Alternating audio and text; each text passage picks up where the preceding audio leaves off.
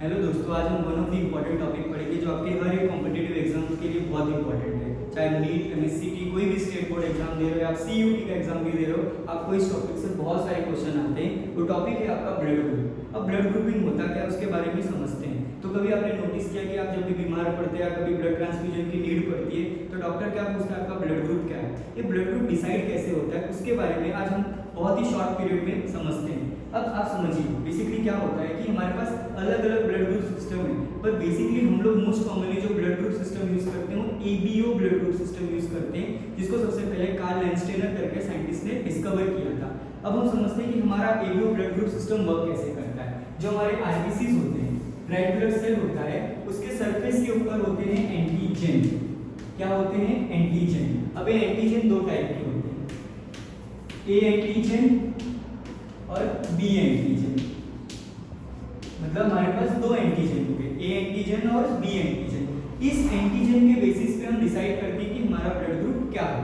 अगर सपोज कर कोई पर्सन है, उसका ब्लड ग्रुप ए है, तो आप नोटिस करोगे उसके जो आरबीसी सरफेस पे कौन सा एंटीजन होगा? ए। अगर उसका ब्लड ग्रुप बी है तो उसके आरबीसी सरफेस पे कौन सा एंटीजन होगा? बी। अगर उसका ब्लड ग्रुप ए बी है तो उसके आरबीसी सरफेस के ऊपर एंटीजन होगा ए और बी। अगर कोई पर्सन जिसके आरबीसी सरफेस के ऊपर कोई भी एंटीजन ना प्रेजेंट हो तो उसका ब्लड ग्रुप होता है O। O का मतलब कोई भी एंटीजन नहीं है, ठीक है। बट उसका काउंटर पार्ट होता है प्लाज्मा के अंदर एंटीबॉडी। अगर आपका ब्लड ग्रुप A है तो एंटीजन A होगा, पर आपके प्लाज्मा के अंदर, मतलब अगर मैं बोल रहा हूँ एंटीजन A है, आपका ब्लड ग्रुप A है, मतलब आपके आरबीसी सरफेस के ऊपर A एंटीजन है और आपके प्लाज्मा के अंदर होगा एंटीबॉडी B। अगर आपका ब्लड ग्रुप B है तो आपका एंटीजन आरबीसी सरफेस पे B होगा और आपके प्लाज्मा में एंटीबॉडी होगी A।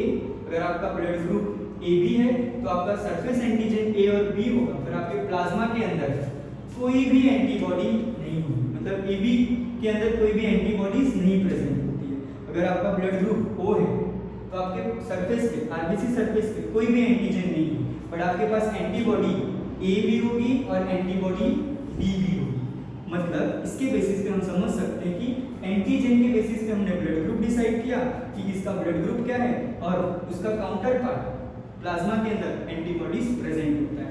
अब समझते हैं अगला टॉपिक कि कौन किसको ब्लड दे सकता है। अगर हम इसमें से नोटिस करें, जो एबी होता है वो यूनिवर्सल रिसिपिएंट होता है, मतलब सबसे ब्लड ले सकता है, पर जो O होता है वो यूनिवर्सल डोनर होता है, सबको ब्लड डोनेट कर सकता है। ये तो हमने एक पार्ट समझा जहाँ पे हम लोग ने ब्लड ग्रुप सिस्टम समझा। अभी ब्लड ग्रुप पॉजिटिव नेगेटिव कैसे डिसाइड करते हैं समझते हैं। अब हमारे पास एक अगला एंटीजन होता है जिसको बोलते हैं डी एंटीजन। डी एंटीजन, अगर सपोज करो कोई पर्सन है उसके पास डी एंटीजन प्रेजेंट है तो इसको हम बोलेंगे RH पॉजिटिव। अगर एब्सेंट है तो इसको बोलेंगे RH नेगेटिव। मतलब आपके आरबीसी सरफेस पे एग्जांपल के तौर पे समझो, अगर डी एंटीजन है तो आप RH पॉजिटिव हो गए, अगर डी एंटीजन एब्सेंट है तो आपका RH नेगेटिव हो गए।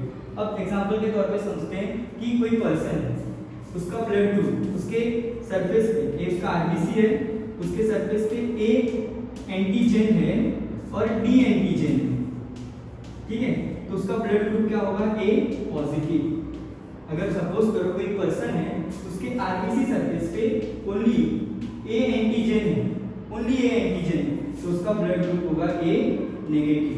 मतलब डी एंटीजन डिसाइड कर रहा है कि आपका ब्लड ग्रुप पॉजिटिव होगा कि नेगेटिव। अगर डी है तो आप RH पॉजिटिव हो गए, अगर डी एंटीजन एब्सेंट है तो RH नेगेटिव हो गए, ठीक है। ये आपका ब्लड ग्रुपिंग का एक सिंपल सा कॉन्सेप्ट था।